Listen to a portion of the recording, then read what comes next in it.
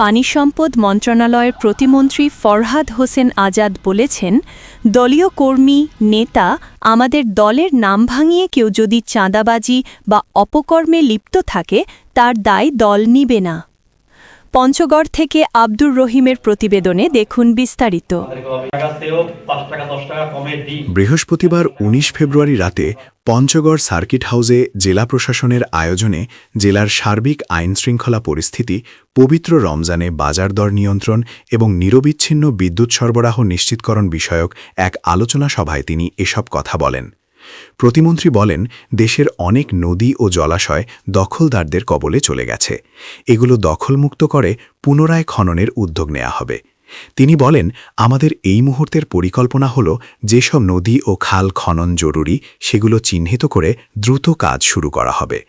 এ সময় পঞ্চগড় জেলা প্রশাসক কাজী মোহাম্মদ সায়েমুজ্জামান, পুলিশ সুপার মোহাম্মদ রবিউল ইসলাম সহ ৫ উপজেলার নির্বাহী অফিসার, ৫ থানার অফিসার ইনচার্জ সহ জেলার বিভিন্ন সরকারি দপ্তরের কর্মকর্তা, ব্যবসায়ী, দলীয় নেতাকর্মী ও সংবাদকর্মীরা উপস্থিত ছিলেন।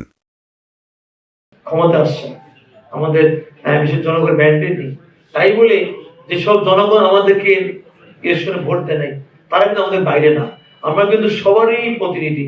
আমরা মনে করবো সবার ভোট নিয়ে আমরা সরকার গঠন করেছি। অতএব সেই ক্ষেত্রে আমাদের দলীয় কোনো কর্মী, কোনো নেতা আমার দলের নাম ভেঙে কেউ যদি এখানে কোনো ধরনের অপকর্মে সম্পৃক্ত হয়, আমি এখানে আপনাদের উদাত্তভাবে আহ্বান জানাচ্ছি। সেই ক্ষেত্রে আমি যখন ব্যক্তিগত দায়িত্ব বহন করবো না, আমার পঞ্চায়েত একাশনে যে আমাদের পার্লামেন্ট মেম্বার আছে, আমাদের উনিও নিবেন না। আমাদের যে প্রধানমন্ত্রী বলেছেন, উনি স্পষ্টভাবে গতকালকে আমাদের কেবিনেট মিটিং বলেছেন, কারো কোনো ব্যক্তি কোনো দ্বারা আমার দল ক্ষতিগ্রস্ত, দল ইমেজ পূর্ণ হয়, আমার অনুরোধ থাকলে উনি বলেছেন আপনারা চলে যান, আপনার মতো মানুষের আমার দলের দরকার নাই। কাজে এই বিষয়টা কিন্তু মেসেজটা আপনি ক্লিয়ার নেবেন। বিশেষ করে এই ঈদকে সামনে কিন্তু আমাদের কেউ যদি আপনারা কিন্তু আমাদের দিকে তাকাবেন না, আপনার আইনগতভাবে যা যা করার দরকার সেই বিষয় করে এই ক্ষেত্রে যত সহযোগিতা দরকার আমি এজ এ মন্ত্রী হিসাবে, এমপি হিসাবে আমি আপনাদের সেই সহায়তা করবো। এই বিষয়টা আমি আপনাদের